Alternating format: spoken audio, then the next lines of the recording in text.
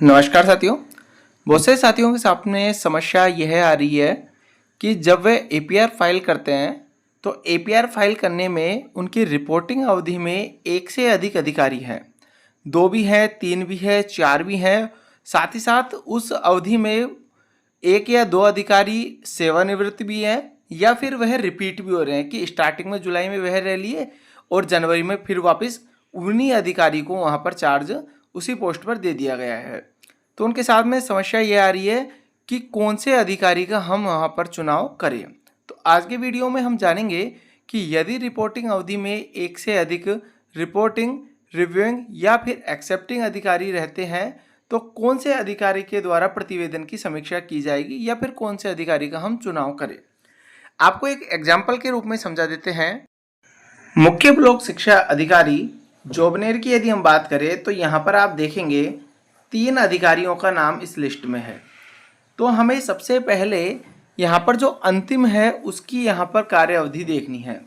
यहाँ पर है श्री सुरेश कुमार शर्मा, जो कि 12 दिसंबर 2024 से 30 जून 2024 तक मुख्य ब्लॉक शिक्षा अधिकारी जोबनेर के पद पर रहे और वर्तमान में यह कार्यरत है। अब इनके यहाँ पर हमें माह निकालने हैं कि कितने माह इन्होंने कार्य किया। तो यहाँ पर आप देखेंगे लगभग 6 माह से अधिक इन्होंने इस पद पर कार्य किया है। तो इसमें यह नियम बनता है कि इनकी जो 3 माह से अधिक अवधि पर जो आपके अधिकारी रहे हैं उसका आपको चुनाव करना है।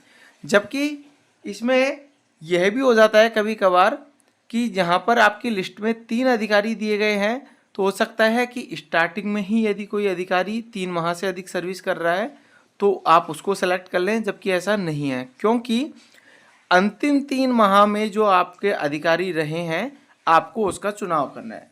तो इस केस में यहाँ पर श्री सुरेश कुमार शर्मा आएंगे। दूसरा एग्जाम्पल देखें हम कि कार्यालय मुख्य ब्लॉक शिक्षा अधिकारी कोट खावदा जयपुर में आपको अंतिम को ही देखना है सीधा सीधा और कार्यरत होना चाहिए।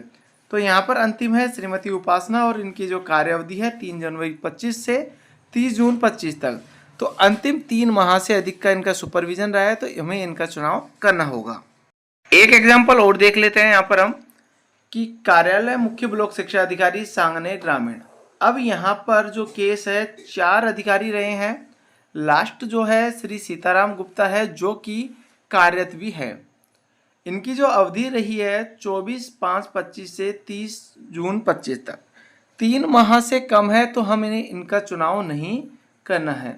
इससे जस्ट पहले वाला देखते हैं तो श्री सुरेंद्र कुमार यादव जो कि निलंबित हो चुके हैं तो हमें इनका भी चुनाव नहीं करना है, जबकि इनकी जो अवधि है वह 3 माह से अधिक है। इससे जस्ट पहले वाला देखते हैं तो श्री रामकिशोर बैरवा जो कि कार्यरत है और इनकी जो कार्य अवधि है 18 जुलाई 2024 से 2 जनवरी 2025 तक है।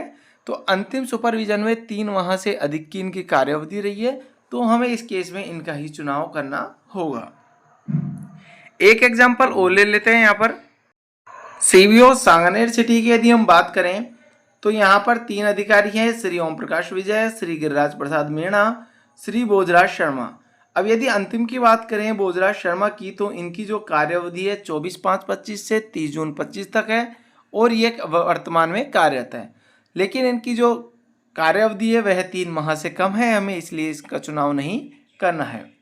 इससे जस्ट पहले की बात करें तो श्री गिरिराज प्रसाद मीणा है 24/9/24 से 23/5/25 तक 3 माह से अधिक हुआ और वर्तमान में भी कार्यरत है, तो इसलिए हमें इनका चुनाव करना होगा। तो स्पष्ट है कि आप इन एग्जाम्पल की मदद से समझ गए होंगे कि आपके कौन से अधिकारी का आपको चुनाव करना है। तो आज के वीडियो में इतना ही। धन्यवाद।